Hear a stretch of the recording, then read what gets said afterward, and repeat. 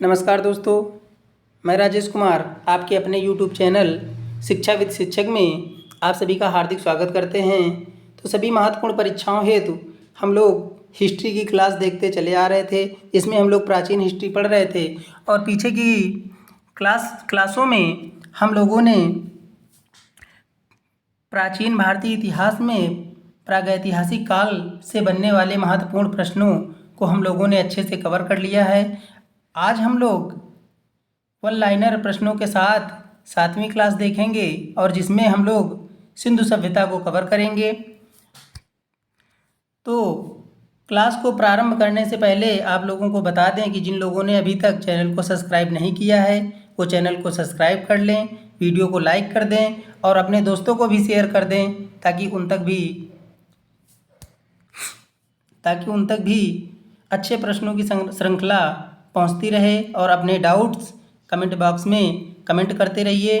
तो चलिए क्लास को प्रारंभ करते हैं, देखते हैं पहला पॉइंट क्या है।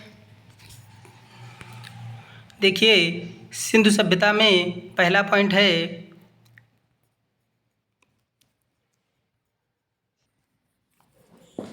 सिंधु सभ्यता की खोज। सिंधु सभ्यता की खोज कब हुई थी? 1921 में हुई थी। कब हुई थी? यदि पूछा जाए कि सिंधु सभ्यता की खोज कब हुई थी तो याद रखिएगा सिंधु सभ्यता की खोज 1921 में हुई थी। और सिंधु सभ्यता की खोज किसने की थी? तो राय बहादुर दयाराम साहनी ने की थी। किसने की थी? राय बहादुर दयाराम साहनी ने की थी। याद रखिएगा सिंधु सभ्यता की खोज किसने की थी? तो राय बहादुर दयाराम साहनी ने की थी। अच्छे से सारे पॉइंटों को कवर करते चलेंगे, ध्यान से देखिएगा। अगला पॉइंट है सिंधु सभ्यता।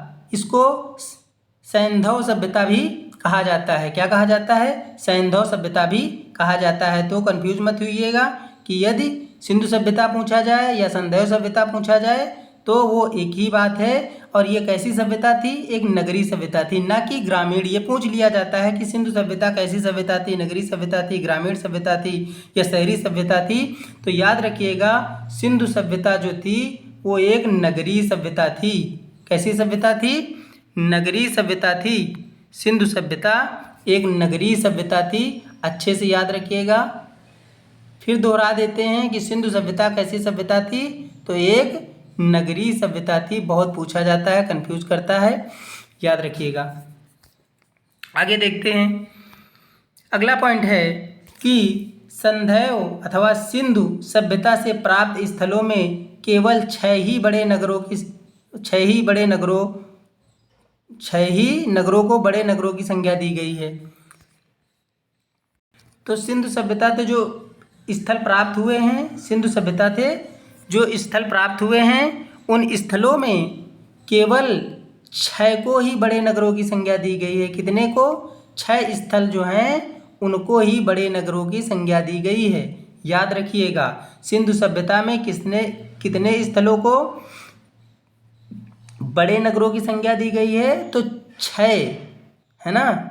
6 स्थलों को बड़े नगर की संज्ञा दी गई है, जिनमें आता है पहला मोहनजोदड़ो। कौन आता है? पहला आता है मोहनजोदड़ो।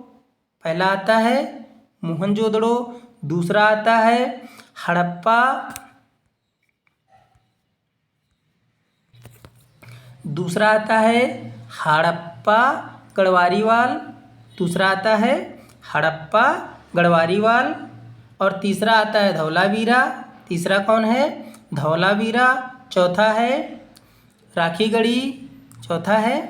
राखीगढ़ी। और 5वां है कालीबंगम। यहाँ देख लीजिए टाइपिंग मिस्टेक है, ये हड़प्पा अलग है, ये हड़प्पा अलग है और गढ़वारीवाल ये अलग है। तो याद रखिएगा पहला है मोहनजोदड़ो, दूसरा है हड़प्पा, तीसरा है गढ़वारीवाल और चौथा है धौलावीरा और 5वां है राखीगढ़ी और 6ठा है कालीबंगम। याद रखिएगा कितने स्थलों को बड़े नगर की संज्ञा दी गई है? तो याद रखिएगा 6। आगे देखते हैं। स्वतंत्रता प्राप्ति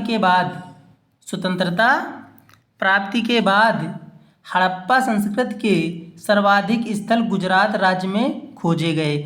मतलब जब देश स्वतंत्र हो गया उसके बाद जो है हड़प्पा संस्कृति के जो है सर्वाधिक स्थल कहाँ मिले हैं, तो गुजरात राज्य में मिले हैं। कहाँ मिले हैं? गुजरात राज्य में मिले हैं। याद रखिएगा कि यदि पूछा जाता है कि स्वतंत्रता के बाद हड़प्पा संस्कृति के सर्वाधिक स्थल कहाँ मिले हैं, तो वो मिले हैं गुजरात राज्य में। कहाँ मिले हैं? गुजरात राज्य में। याद रखिएगा। आगे देखते हैं।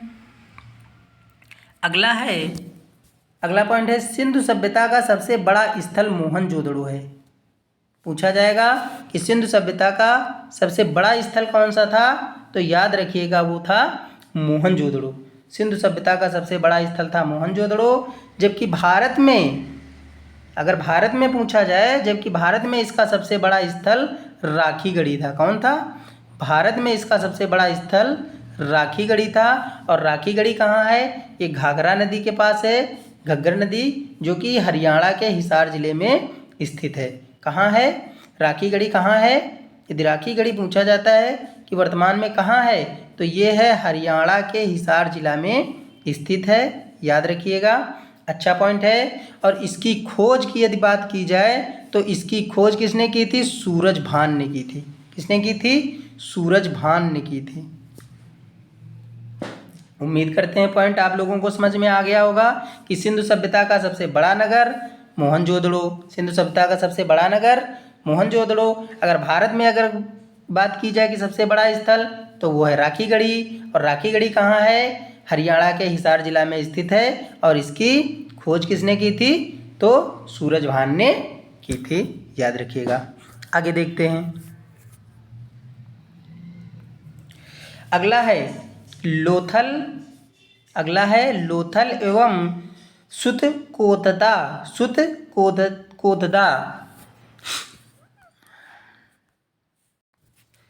लोथल और सुतकोतदा सिंधु सभ्यता का बंदरगाह था। ये दो बंदरगाह थे। बहुत पूछे जाते हैं कि सिंधु सभ्यता में कौन कौन से बंदरगाह थे, तो याद रखिएगा पहला था लोथल और दूसरा था सुतकोतदा। याद रखिएगा ये सिंधु सभ्यता के दो बंदरगाह थे। और एक क्वेश्चन पूछा जाता है कि जुते हुए खेत और नक्काशीदार ईंटों के प्रयोग का साक्ष्य कहाँ मिला है, तो जुते हुए खेत कहाँ मिले हैं? जुते हुए खेत और नक्काशीदार ईंटों का प्रयोग जो है कालीबंगम से प्राप्त हुए हैं। कहाँ से प्राप्त हुए हैं? कालीबंगम से प्राप्त हुए हैं। कैसे याद रखेंगे कि खेतों को जब जोत दिया जाता है तो मिट्टी कैसी निकलती है? काली काली निकलती है। कैसी निकलती है? काली काली निकलती है। और ईंटों को जब पकाया जाता है तो वो कैसे हो जाते हैं? पहले काले होते हैं और फिर लाल हो जाते हैं। तो ऐसे याद रखिएगा काले और लाल कहाँ पे? कालीबंगम में। और कालीबंगम का अर्थ पूछा जाता है। कालीबंगम का अर्थ क्या होता है? तो कालीबंगम का अर्थ होता है काली चूड़ियाँ। क्या होता है? काली चूड़ियाँ। याद रखिएगा। काली चूड़ियाँ पूछा जाता है कालीबंगम का क्या अर्थ होता है, तो काली चूड़ियाँ होता है। तो जुते हुए खेत और नक्काशीदार ईंटों का प्रयोग का साक्ष्य कहाँ मिला है? कालीबंगम में मिला है। ठीक है, याद रखिएगा। अगला पॉइंट है मोहनजोदड़ो से नर्तकी की एक कांस्य मूर्ति मिली है। मतलब नृत्य करती हुई जो कांस्य की मूर्ति है वो कहाँ से मिली है? तो वो मिली है मोहनजोदड़ो से। याद रखिएगा मोहनजोदड़ो से क्या मिला है? मोहनजोदड़ो से मिला है नृत्य करती हुई कांस्य मूर्ति। नृत्य करती हुई कांस्य मूर्ति कहाँ मिली है? मोहनजोदड़ो से। ठीक है, आगे देखते हैं। अगला पॉइंट है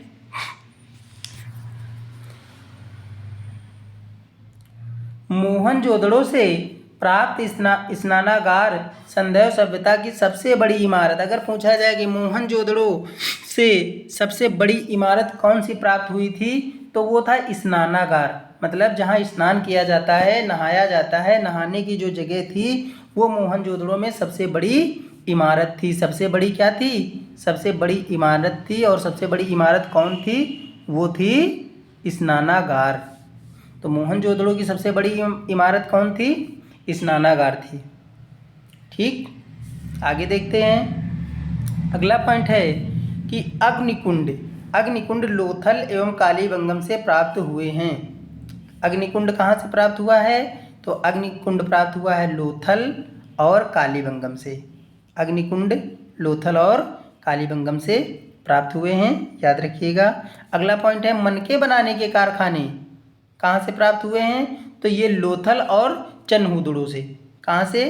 लोथल और चन्हुदड़ो से ये मिले हैं मनके बनाने के कारखाने।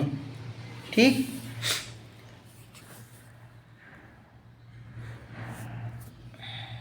आगे देखते हैं। अगला है कि मोहनजोदड़ो से, और देखिए क्या मोहनजोदड़ो से मिला है।